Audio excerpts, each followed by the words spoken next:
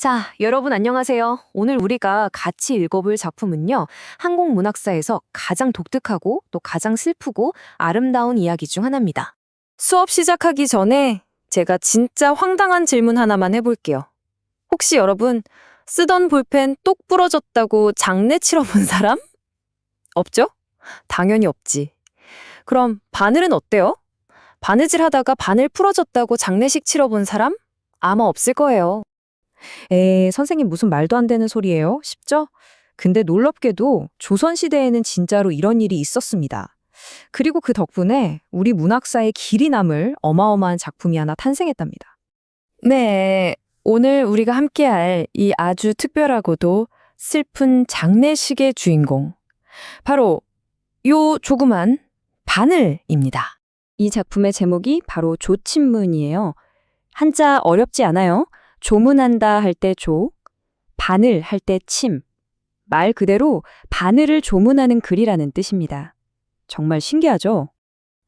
근데 여러분, 이 작품이 왜 그렇게 대단하냐면요. 바로 이 형식 때문이에요. 당시 제문이라는 글은요, 왕이나 엄청 위대한 영웅이 돌아가셨을 때만 쓰는 뭐랄까 문학계의 최고급 정장 같은 거였어요. 근데 이 글을 쓴 유씨 부인이 고작 요만한 바늘 하나를 위해서 그 최고급 정장을 꺼내 입힌 겁니다. 이건 정말 파격적인 완전 힙한 시도였던 거죠. 이 첫 문장을 보면 그 느낌이 확 와요. 유세차 이렇게 시작하거든요.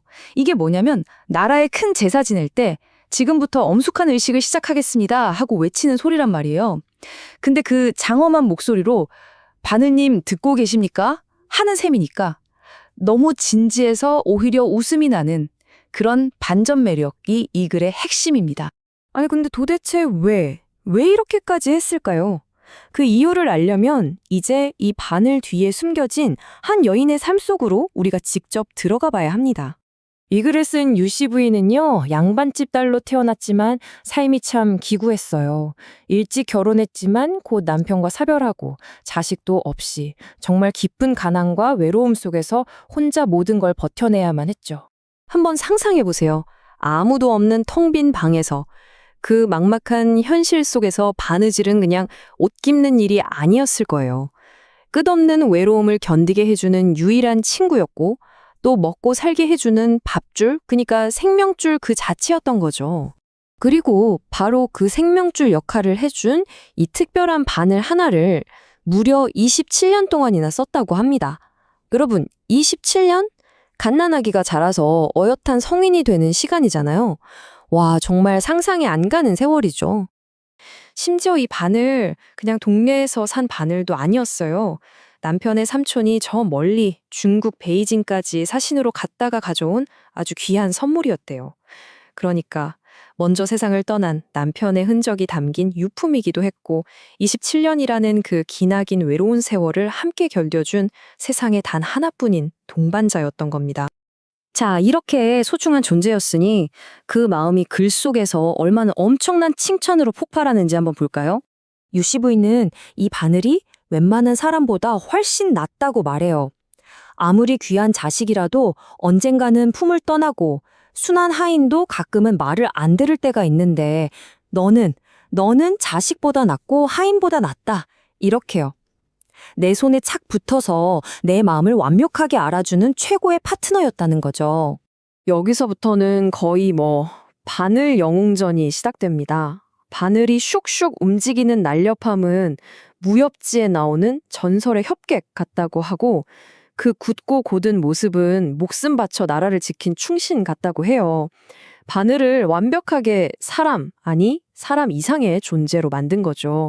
그 사랑이 얼마나 지극했는지 바늘한테 은으로 집도 지어주고 예쁜 오색실로 장식도 해주고 그걸 또 고운 주머니에 담아서 마치 귀한 놀이개처럼 항상 몸에 지니고 다녔다고 해요. 정말 애지중지 보물처럼 여긴 거죠. 유씨 부인은 이 바늘이랑 정말 평생 백년해로 하고 싶었을 거예요. 하지만 운명은 그걸 허락하지 않았습니다. 어느 추운 가을밤 결국 비극이 찾아오고 말죠. 때는 음력 10월 초여를 날 저녁이었어요. 캄캄한 방 안에서 희미하게 깜빡이는 등잔불 아래 한 땀 한 땀 바느질을 하고 있던 바로 그 순간이었죠. 갑자기 작군둥 하는 날카로운 소리가 방안을 갈랐어요. 27년을 함께한 바늘이 그만 두둥강이 나버린 겁니다. 그 충격이 얼마나 컸을까요? 유 씨 부인은 그 순간을 이렇게 표현합니다. 정신이 아득하고 혼백이 흩어져서 내 심장이 가루가 되는 것 같고 내 머리뼈가 깨지는 것 같더라. 와, 바늘 하나 부러졌을 뿐인데 마치 자기 온몸이 산산조각 나는 듯한 고통을 느낀 거예요. 그리고는 옛날 중국 고사까지 인용하면서 모든 걸 자기 탓으로 돌려요. 백인이 나 때문에 죽었다는 유명한 구절을 가져와서 이 모든 비극이 다 자기 부주의 때문이라며 땅을 치고 후회하는 거죠. 이런 대목을 보면 유 씨 부인이 굉장히 학식이 깊은 여성이었다는 것도 알 수 있습니다. 자, 그렇다면 수백 년 전에 쓰인 이 기묘하고도 슬픈 바늘 이야기가 오늘을 사는 우리에게는 어떤 의미가 있을까요? 조친무는 오늘날 조선시대 여성 수필문학의 최고 걸작으로 꼽힙니다.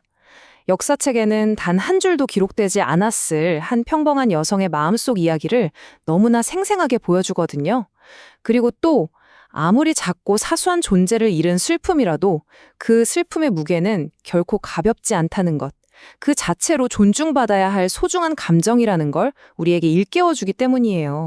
글의 마지막에 나오는 소원은 정말 가슴을 울립니다. 다음 생에 꼭 다시 만나서 평생의 정을 다시 나누자고 100년 동안 기쁨과 슬픔, 삶과 죽음을 함께 하자고 약속하거든요.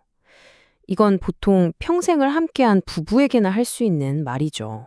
그래서 이 글은 우리에게 마지막으로 이런 질문을 던집니다. 이 추도문이 정말 바늘 하나만을 위한 글이었을까요? 어쩌면 먼저 떠나보낸 남편, 평생 풀어보지 못한 자식, 그리고 그 모든 외로운 시간을 홀로 견뎌온 자지 자신, 그 모든 것을 향한 추도문은 아니었을까요? 여러분도 오늘 이 글을 읽고 한번 이 질문의 답을 각자 생각해 봤으면 좋겠습니다. 수업 시작하기 전에 제가 진짜 황당한 질문 하나만 해볼게요. 혹시 여러분 쓰던 볼펜 똑 부러졌다고 장례 치러본 사람? 없죠? 당연히 없지.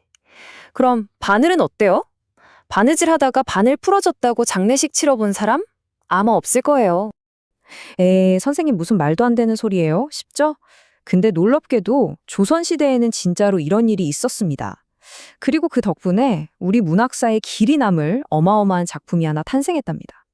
네, 오늘 우리가 함께할 이 아주 특별하고도 슬픈 장례식의 주인공. 바로 요 조그만